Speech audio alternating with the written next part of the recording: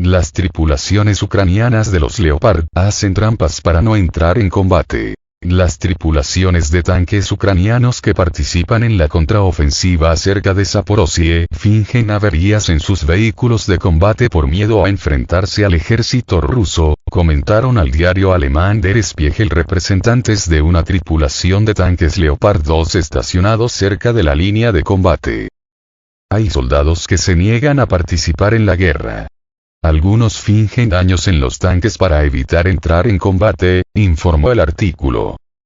Spiegel señala que ninguno de los 3 entrevistados tripulantes del Leopard 2 condena a los que se niegan ir a la batalla, porque si un proyectil ruso impacta en la torreta del vehículo de combate, te convertirás en un montón de cenizas. Los tanquistas afirman que durante los primeros días de la contraofensiva, varios tanques Leopard volaron por los aires, debido a las minas que habían sido colocadas casi por todas partes. Uno de los tanques alemanes fue irrecuperable, el segundo quedó inmovilizado y el tercero no puede ser recuperado debido al gran número de minas. No hay novatos luchando en el otro lado. Esos se habrían dispersado si un Leopard les hubiera disparado. Pero estos bastardos son duros, Spiegel cita a un artillero. Los soldados de las Fuerzas Armadas de Ucrania indicaron que todos recibieron entrenamiento en Alemania desde mediados de febrero hasta finales de marzo antes de participar en los combates. Los médicos de primera línea informan de un aumento significativo en el número de heridos en los últimos días, y un oficial de inteligencia ucraniano que inspecciona todo el frente sur declaró al diario alemán haber sufrido grandes bajas en mano de obra y equipamiento.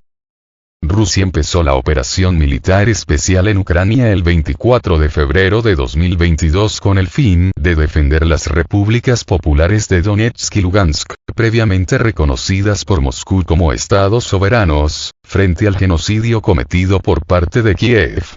El presidente ruso, Vladimir Putin, señaló que la operación especial fue una medida forzosa, que Rusia se vio obligada a tomar porque no le dejaron la posibilidad de actuar de otro modo, crearon unos riesgos en materia de seguridad, a los que no se podía reaccionar de otra manera.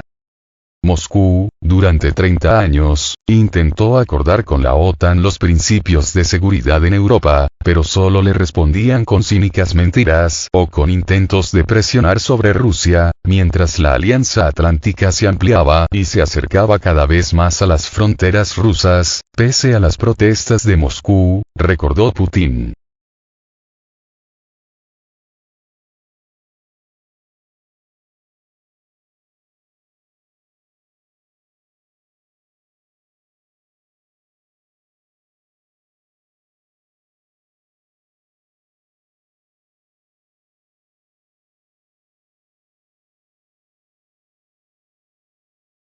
Las tropas rusas impidieron un poderoso avance de las Fuerzas Armadas de Ucrania en el área de Soledar. En el noreste de la ciudad de Bakhmut, en la línea Sako-Ivanset y Mykolaiivka-Yakovlivka, continúan los combates entre las fuerzas de la 10ª Brigada de Asalto de Guardias Separados y la Defensa Territorial de Ucrania y las Fuerzas Armadas rusas. Las tropas ucranianas están tratando activamente de romper las defensas, llevando a cabo incursiones e intentos de encajar en las brechas entre las fortalezas y los campos minados de las tropas rusas. Por el momento, la parte rusa está sosteniendo con éxito la defensa, a pesar de los intentos activos del enemigo. La parte ucraniana continúa sus ataques, incluso a pesar de las pérdidas significativas, concentrando sus principales esfuerzos en la dirección de Yakovlivka.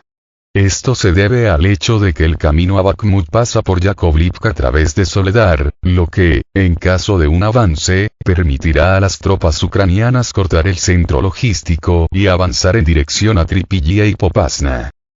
Si las tropas ucranianas logran superar las defensas en el área, crearán condiciones favorables para un contraataque hacia Bakhmut. También se observa que en el oeste de esta área hay una concentración de fuerzas de ataque. A las brigadas que ya operaban en la zona se unieron las 22ª, 42 y 115ª brigadas separadas de fusileros motorizados, así como la 21ª brigada separada de fusileros motorizados en la línea Slaviansk-Seversk. La parte ucraniana, a juzgar por las comunicaciones de radio interceptadas, planea intensificar las operaciones ofensivas el 22 de junio. Esto se confirma por la verificación masiva de las comunicaciones y la preparación para acciones conjuntas a la vanguardia de las formaciones ucranianas.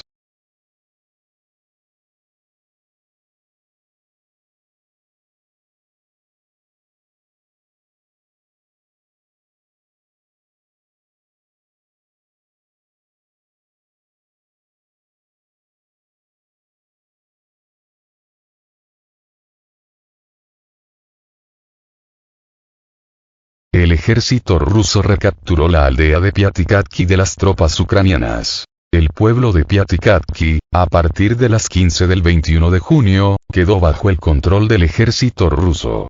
Esto fue reportado por el canal de telegramas del batallón Tormenta Osetia, refiriéndose a la información de un soldado en la línea del frente. Las fuerzas armadas de Ucrania han sido rechazadas en las afueras de la aldea. Actualmente, se está trabajando para disuadir al enemigo. La línea de defensa no se rompió. En la actualidad, no hay operaciones de asalto activas y barridos. Los artilleros tienen el control de la situación, dijo el informe. Como informaron anteriormente a Avia.pro periodistas, la aldea de Piatikatki ha cambiado de manos recientemente varias veces. Esto se debe al hecho de que este asentamiento es un punto importante que bloquea las capacidades del enemigo. El pueblo de Piatikatki puede convertirse en un nuevo episodio en la historia del talento militar de Sirsky Bakhmut Zaporizhia. Aparentemente, las tropas rusas han lanzado acciones provocativas contra el liderazgo militar de Zelensky. Las tropas abandonaron temporalmente el asentamiento, dando así a los propagandistas ucranianos la oportunidad de declarar su victoria.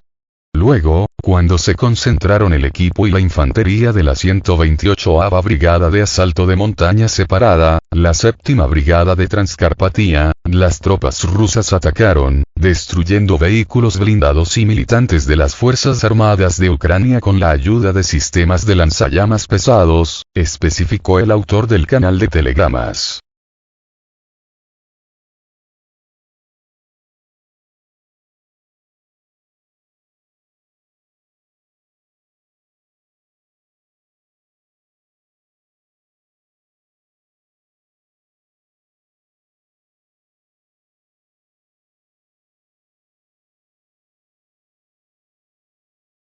Durante el Consejo de Seguridad ruso, se anunciaron las pérdidas de las Fuerzas Armadas de Ucrania durante 2 semanas de ofensiva. 246 tanques y 13.000 soldados ucranianos fueron destruidos.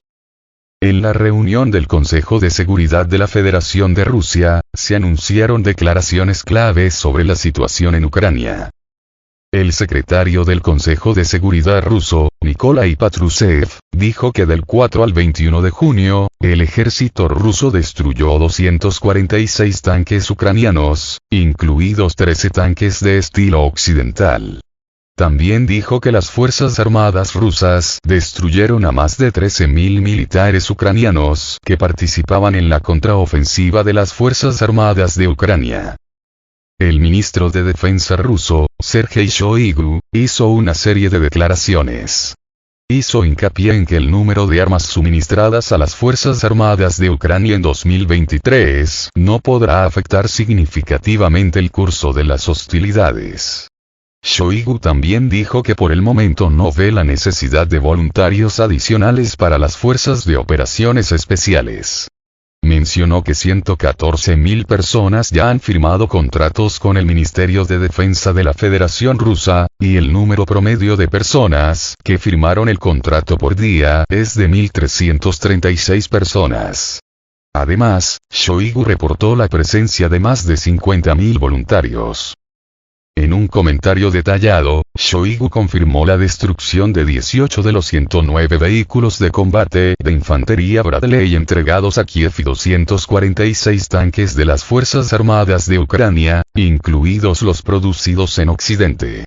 También dijo que para fines de junio, se formará un ejército de reserva y, en un futuro próximo, un cuerpo de ejército, que recibirá más de 3.700 equipos. El presidente ruso, Vladimir Putin, también habló en la reunión, enfatizando que la reserva de movilización de Ucrania no es ilimitada.